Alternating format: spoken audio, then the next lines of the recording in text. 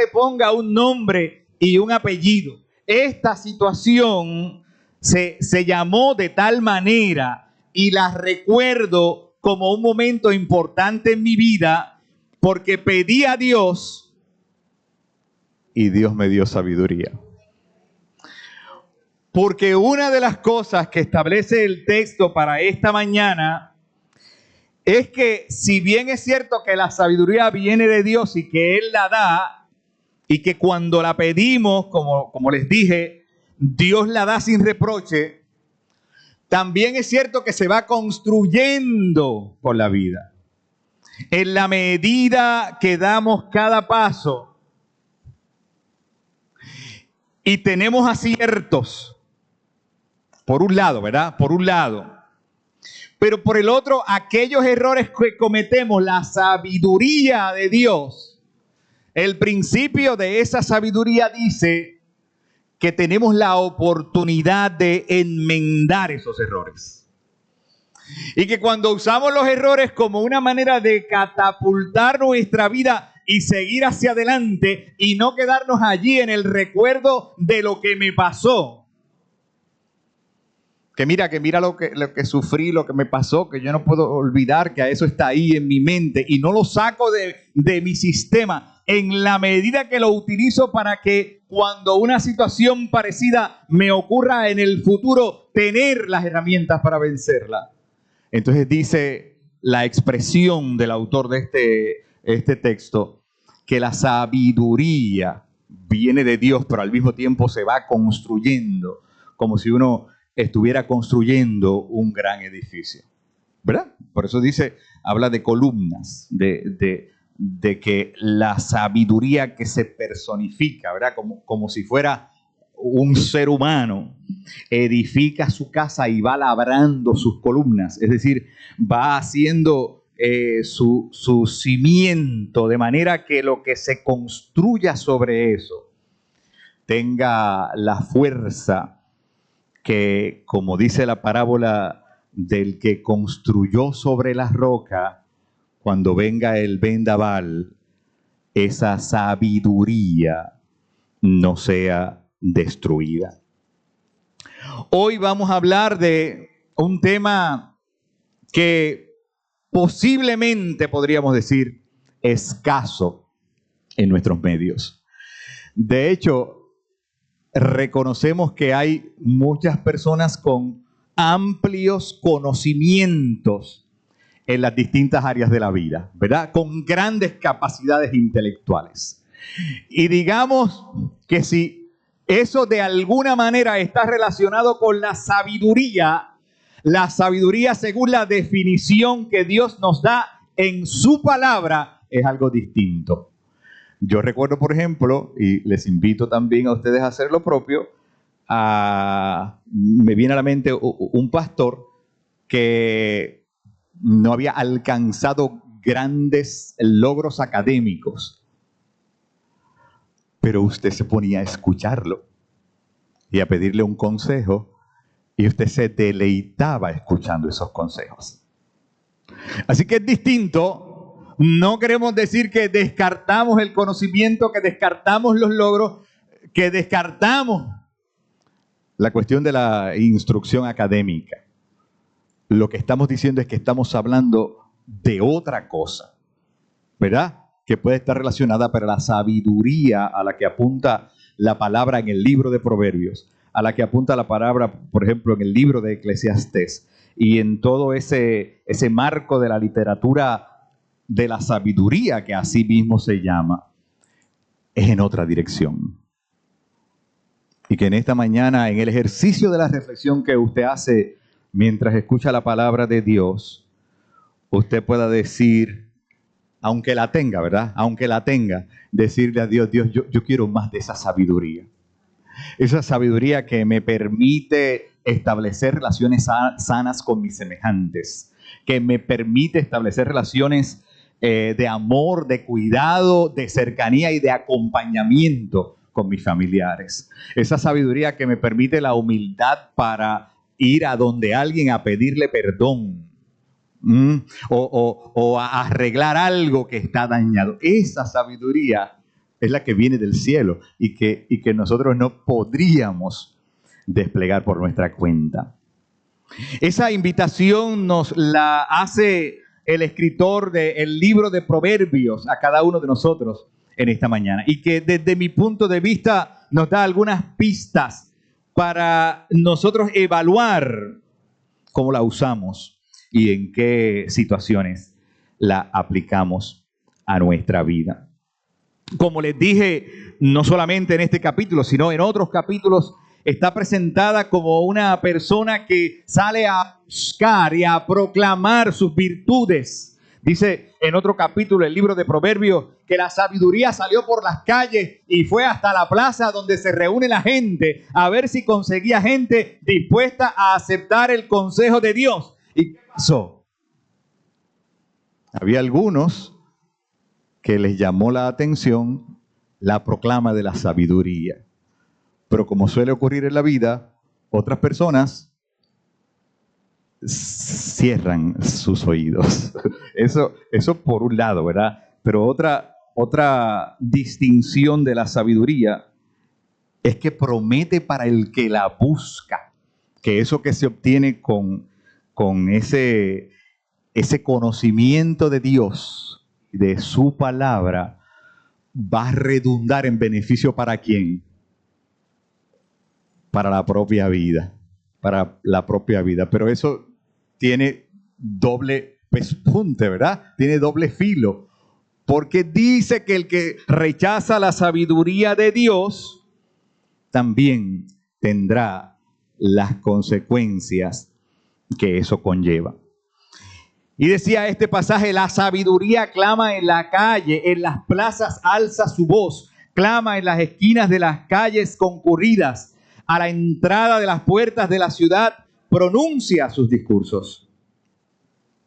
Amada iglesia, la sabiduría de Dios puede ampliarse tal vez con los grados que obtenemos, ¿verdad? O con las lecturas que hacemos. Pero la sabiduría de Dios, dice la palabra, está disponible en todo lugar y en todo tiempo. Que si salgo por la esquina de la calle y ahí me ocurrió algo, ese incidente, aunque pueda ser negativo, yo lo puedo usar para crecer en el conocimiento de Dios y de la vida. Está ahí al cruzar la calle, en el evento que usted tal vez quería evadir, ahí hay sabiduría de Dios. En esa experiencia a la cual usted fue temblorosa, ¿verdad? Porque tenía temor. En esa experiencia hay sabiduría de Dios. En ese reto que me resisto a aceptar, pero que hay una voz en mi interior que me dice, ábrete a nuevas posibilidades. Cuando lo acepto y me expongo a lo nuevo, a lo inesperado, ahí hay sabiduría de Dios. Se manifiesta, dice Proverbios, ¿verdad? Se manifiesta de manera palpable. Usted lo puede comprobar. Toca a la puerta y le llama. El otro punto de la sabiduría es que busca la belleza en todas las cosas. ¿Qué creen de eso? ¿Habrá belleza en todas las cosas, hermana Nirka? ¿Habrá belleza en todas las cosas? ¿Verdad que sí? Podemos encontrar la belleza en lo negativo, en lo difícil. La sabiduría dice que sí, que siempre hay algo con lo cual nuestra vida se queda para poder usarlo para provecho y para bien. Pero pastor, ¿dónde está, por ejemplo, la belleza en un sistema atmosférico que causa daños? Y que sin duda, ¿verdad?, es muy lamentable, muy doloroso. No es el hecho de que debamos menospreciar eso. Pero ¿qué tal, por ejemplo, ahora, pero también en el caso del huracán María, ¿verdad? y de todas las situaciones difíciles, ¿verdad?, que nos presentamos. ¿Cómo se manifiesta la solidaridad, por ejemplo? ¿Cómo se manifiesta la sensibilidad de ver en el dolor ajeno una oportunidad de servicio? ¿Cómo nos hacemos más cercanos en la crisis? ¿Ha pasado o no? ¿Cómo nuestra vida se acerca, la comunicación se entrelaza de manera a veces inimaginable? Ahí, en ese momento también hay sabiduría de Dios. Lo que pasa es que a lo mejor estamos acostumbrados por el bombardeo que recibimos de resaltar lo negativo, ¿verdad? Siempre hay una tendencia a resaltar lo negativo, pues como que se llena el ser de eso. Pero en todo podemos ver la belleza y la sabiduría de Dios.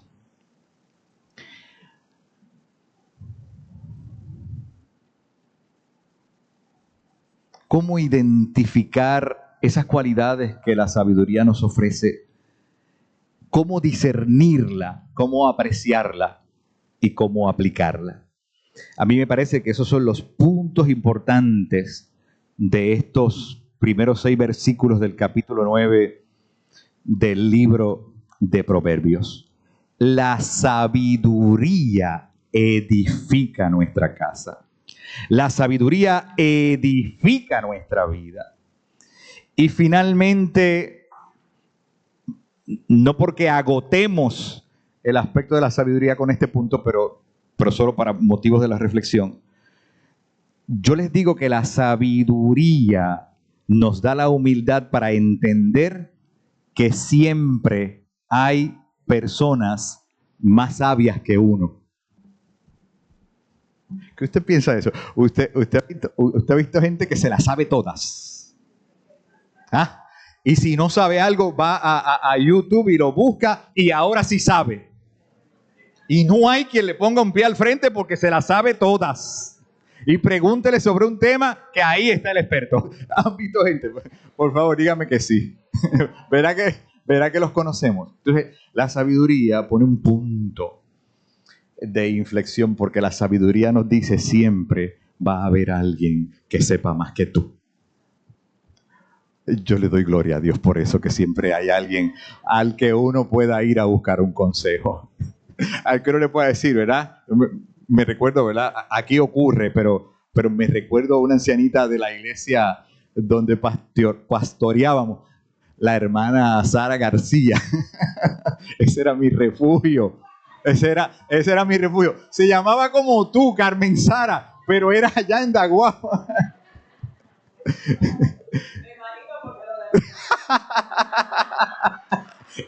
Ahí fue que te diste cuenta que no eras tú.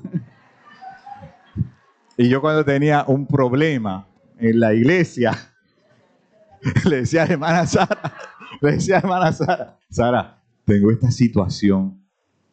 Y la hermana Sara me decía, tal y tal. Sabiduría que viene de lo alto. Que el Señor la va curtiendo con la vida, con las experiencias. Con esos momentos que a otros se le cae el mundo y dice, no puedo salir de aquí. Hay gente que dice, ayúdame, Señor, a encontrar la sabiduría que necesito para este momento. Y la sabiduría encuentra una columna fuerte de esas que comenzó a hablarnos el autor de este libro, cuando nos dice que edificó su casa y labró sus columnas.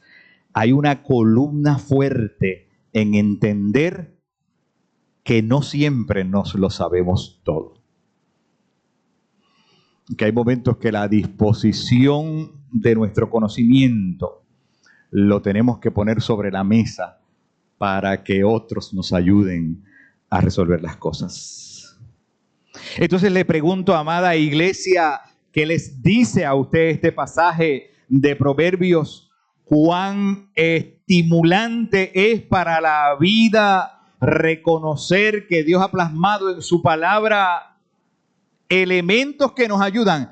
Ahora no tanto, ¿verdad? Para la fe y para otro tipo de temas que son importantes y que son trascendentales, pero para la vida diaria, cómo enfrentar las situaciones de la vida. ¿Qué les parece? Proverbios es una herramienta.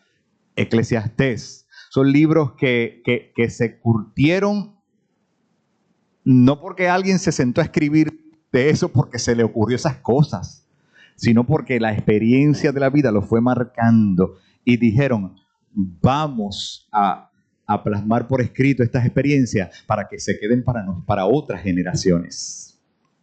Y usted y yo, sin duda, lo agradecemos hoy.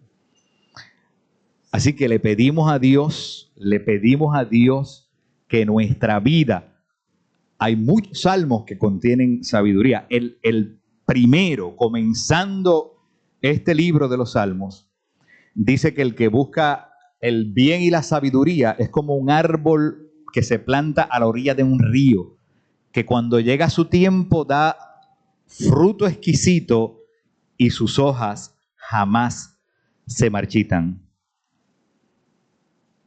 Y a renglón seguido dice, no así los malvados, que son como una paja que arrastra el viento.